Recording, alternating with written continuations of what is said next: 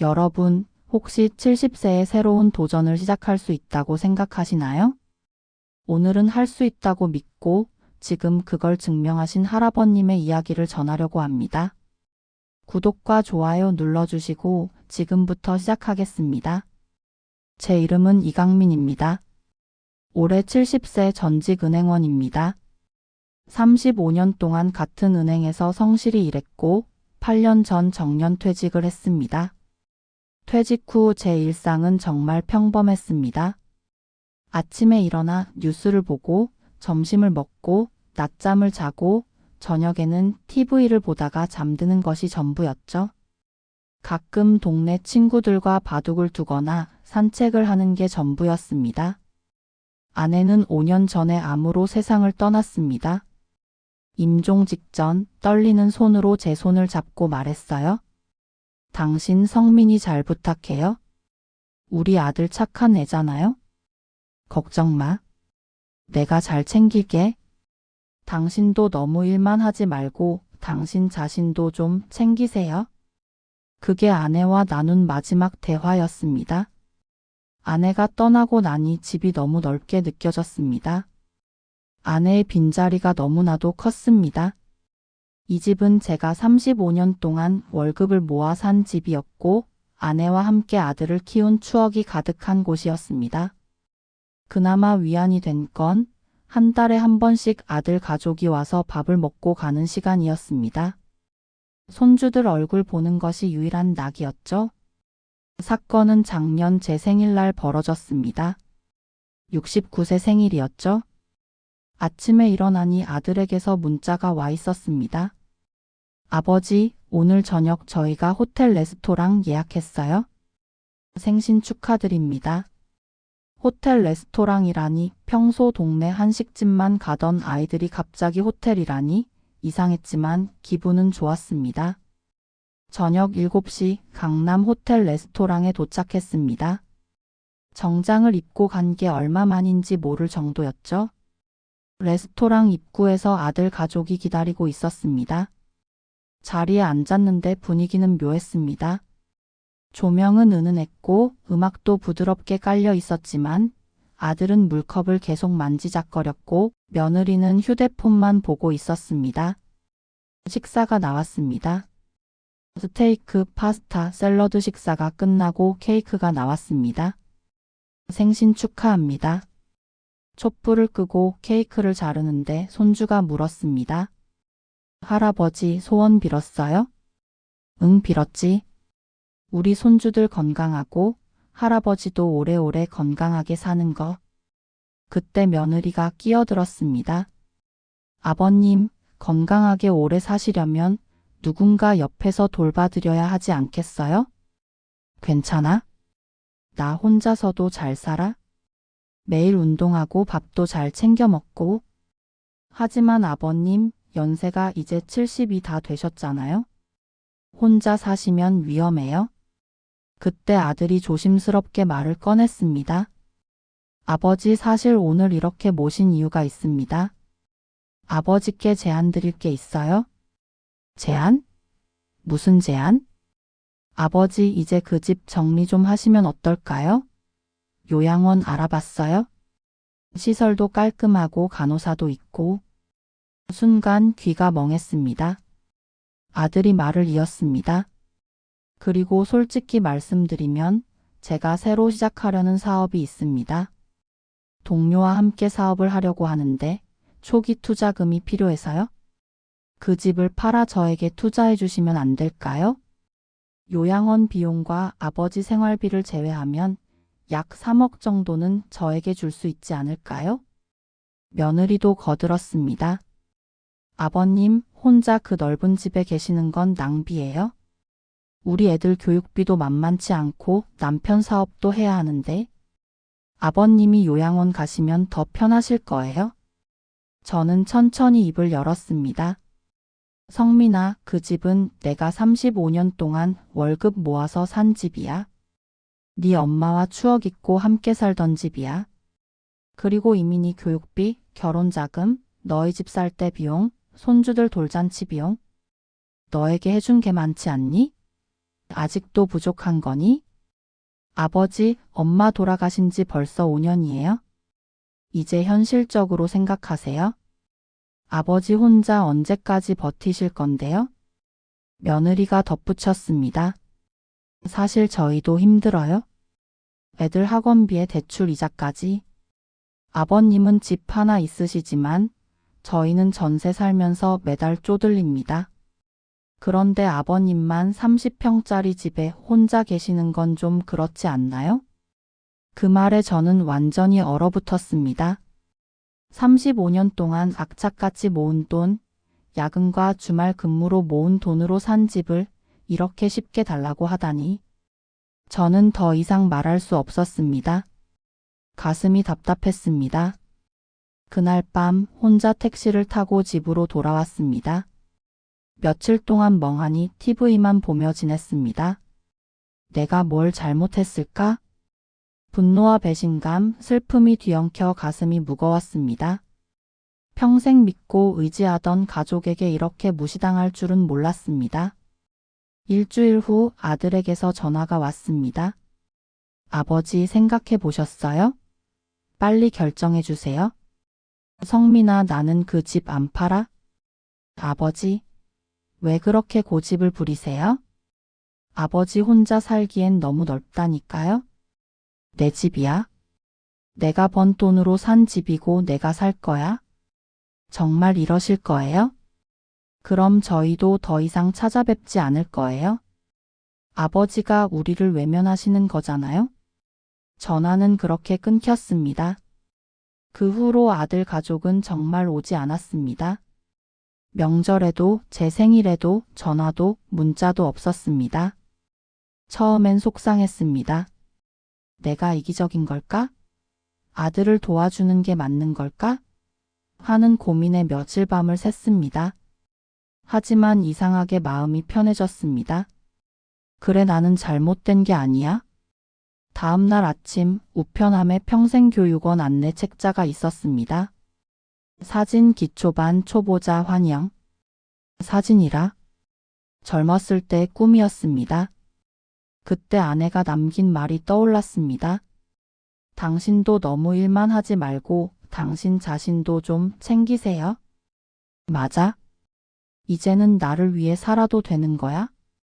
다음 날 저는 서재 서랍을 열어 아내가 남겨준 사진기를 꺼냈습니다.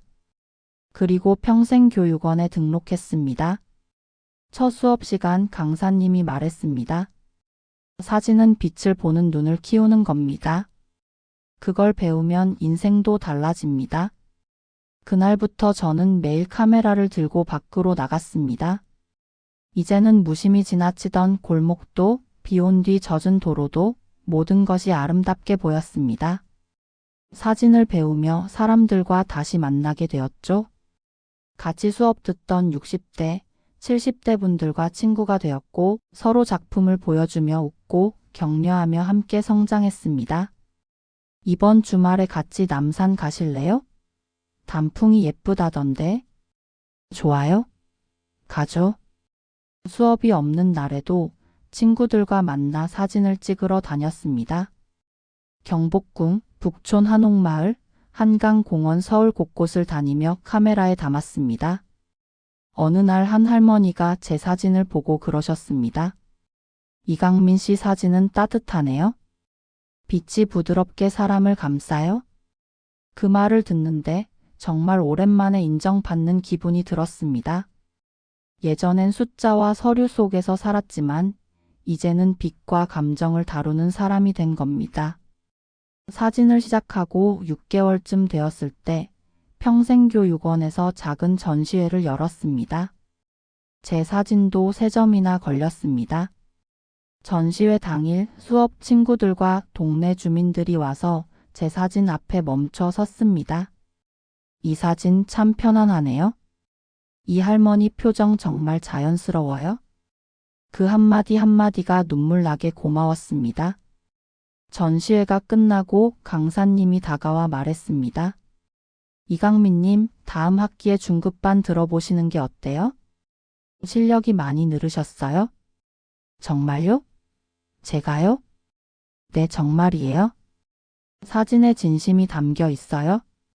집으로 돌아오는 길 노을이 지고 있었습니다. 붉은 빛이 아내의 미소처럼 따뜻하게 저를 감쌌습니다. 여보, 나 이제 괜찮아? 나 혼자서도 잘 살아? 중급반을 듣기 시작하면서 사진 실력도 더 늘었습니다. 야경 촬영, 인물 촬영, 풍경 촬영, 배울 것이 끝없이 많았습니다. 어느 날 함께 사진을 찍던 친구가 말했습니다. 강민 씨, 요즘 표정이 정말 밝아졌어요? 예전이랑 완전히 다른 사람 같아요? 그 말을 듣는데 정말 그랬습니다. 거울을 보면 제 얼굴에 생기가 돌았습니다. 저는 여전히 평생교육원 사진반을 다니고 있습니다. 이제는 고급반까지 올라갔지만 여전히 배울 게 많습니다. 매일 아침 일어나면 오늘은 어디를 찍을까 생각합니다. 동네 골목의 햇살도 좋고 공원의 나무도 좋고 시장의 사람들도 좋습니다. 모든 것이 사진이 됩니다. 어느 날 아들에게서 전화가 왔습니다. 아버지, 그동안 제가 잘못했어요? 다시 찾아뵙고 싶은데. 저는 조용히 말했습니다. 성민아, 나는 지금 행복해. 매일 카메라 들고 동네 다니고 친구들 만나고 사진 찍고. 이게 내가 원하던 삶이야. 아버지. 그리고 성민아, 나는 이 집에서 계속 살 거야. 안에 추억이 있고 내가 편한 곳이니까. 그러니까 다시는 집 얘기 꺼내지 마. 알았지? 네, 아버지. 죄송해요. 됐어. 너도 내 인생 열심히 살아? 전화를 끊고 나니 마음이 편했습니다. 그 후로도 아들은 가끔 전화를 했지만 저는 항상 바빴습니다. 사진 수업, 출사, 전시회 준비 정말로 바빴습니다. 어느 날 사진 친구가 물었습니다. 강민 씨, 아들분은 안 보여요? 응, 바쁜가 봐. 그래도 가족인데 자주 봐야 하는 거 아니에요? 가족이라고 다 좋은 건 아니야. 내 삶을 존중하지 않는 가족이라면 차라리 안 만나는 게 나아. 그 말을 하는데 마음이 편했습니다. 저는 더 이상 아들을 위해 살지 않기로 했습니다. 제 인생은 제 것이니까요. 지금 저는 70세입니다. 매일 아침 일어나면 오늘은 무엇을 찍을까 생각합니다. 아침 햇살이 예쁜 날은 동네 골목을 걷습니다. 비가 오는 날은 빗방울 맺힌 나뭇잎을 찍습니다. 날씨가 좋은 날은 친구들과 함께 공원으로 출사를 갑니다. 강민 씨, 오늘 빛 정말 좋네요. 그러게요. 오늘은 좋은 사진 나올 것 같아요. 거창한 상을 받거나 유명해지지는 않았습니다. 그저 매일 카메라를 들고 세상을 바라보는 것. 그것만으로도 충분히 행복합니다. 집은 여전히 혼자 삽니다. 30평 빌라, 이제는 넓게 느껴지지 않습니다. 거실 벽에는 제가 찍은 사진들이 몇 장 걸려 있고 책상 위에는 다음 촬영을 위한 메모가 적혀 있습니다. 가끔 아내 생각이 납니다. 사진을 정리하다가 아내가 있던 자리를 떠올립니다. 여보, 나 잘 살고 있어? 당신 말대로 내 자신을 챙기며 살고 있어? 아들과는 거의 연락하지 않습니다. 명절에 짧은 문자가 오는 정도입니다. 아버지, 명절 잘 보내세요? 그래, 너도? 그게 전부입니다. 하지만 괜찮습니다. 저는 제 삶을 살고 있으니까요. 창밖으로 햇살이 들어옵니다. 오늘도 좋은 하루가 될 것 같습니다. 저는 카메라를 들고 집을 나섭니다. 70세, 제 두 번째 청춘은 이렇게 평범하지만 행복하게 계속되고 있습니다. 혹시 지금 이 글을 듣고 계신 당신도 이제 너무 늦었다고 생각하고 계신가요? 저는 이렇게 말하고 싶습니다. 당신이 아직 숨쉬고 있다면 당신의 인생은 언제든 다시 시작될 수 있습니다. 그리고 당신을 존중하지 않는 사람들 때문에 당신의 꿈을 포기할 필요는 없습니다. 가족이라는 이름으로 당신을 억압하는 사람이 있다면 당당하게 거절하세요. 당신의 인생은 당신의 것입니다. 새로운 도전은 반드시 거창할 필요가 없습니다. 작은 취미, 작은 관심, 하루 10분의 노력, 새로운 사람과의 만남. 그 작은 변화가 어느 날 당신 인생 전체를 바꾸는 빛이 됩니다. 저는 지금 카메라를 들고 동네 골목을 걸으며 사람들을 관찰하고 빛과 그림자를 담습니다. 가끔은 혼자 웃고 때로는 지나가는 강아지와 아이에게 미소를 짓습니다.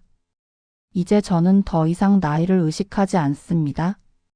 70세 그 숫자는 단지 기록일 뿐입니다. 중요한 건 지금의 나, 지금의 삶, 지금의 선택입니다. 당신도 할 수 있습니다.